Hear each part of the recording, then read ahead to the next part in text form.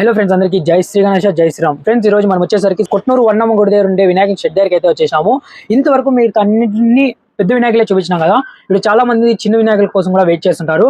అలా అనేసి చిన్న వినాయకుడు అనేసి ఏదో చేయాలంటే చేయాలా అనే విధంగా అయితే మనకి వినాయకుడు అయితే లేదు. చూడొచ్చు, మనకైతే బ్యాక్గ్రౌండ్ ఆర్చ్ లాంటిది ఏంటి లేకుండా మనకైతే సింపుల్ గా వినాయకుడు అయితే కూర్చొనేసి ఉంటాడు. ఇంకా ఆభరణాల విషయానికి వస్తే కూడా ఈ చిన్న వినాయకునికి కూడా ఎంత డీటెయిలింగ్ ఉన్నాయో ఒకసారి చూడండి. మీకు దగ్గర నుంచి ఒకసారి చూపిస్తా వినాయకుడిని. ఈ వినాయకుడు అయితే మనకి దాదాపు ఒక 3 feet వరకు ఉంటాడు. 2 to 3 feet అయితే మధ్యలో అయితే ఉంటాడు. ఒకసారి ఈ వినాయకుని అయితే దగ్గరగా చూపించేస్తాను చూడండి. వినాయకుని విషయానికి వస్తే చూడండి, ఎంత సింపుల్ గా ఉన్నాడు వినాయకుడు. మీరు ఆల్రెడీ ఈ వినాయకుని చూస్తుంటారు. పెద్ద వినాయకుని చూపించిన మీకు సట్లపల్లి వినాయకుడి చెట్లు సేమ్ అలాంటిదే మనకి కొత్త పీస్ అనమాట ఇది.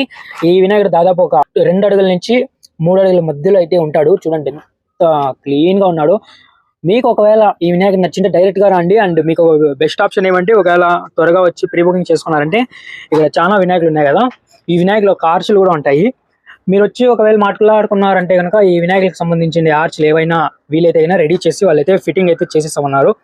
డైరెక్ట్ గా వచ్చి ఒకసారి విజిట్ అవ్వండి. మీకు ఒకవేళ ఈ వినాయకుడు నచ్చింటే కింద డిస్ప్లే అవుతుండే నంబర్ అయితే కాంటాక్ట్ అవ్వండి. ఇంకా అడ్రస్ విషయానికి వచ్చేస్తే కనుక ఇటు సైడ్ వచ్చేసి మనకి హిందూపూర్ వెళ్తుంది. ఇదంతా మనకి కొట్నూరు చెరువు అనమాట.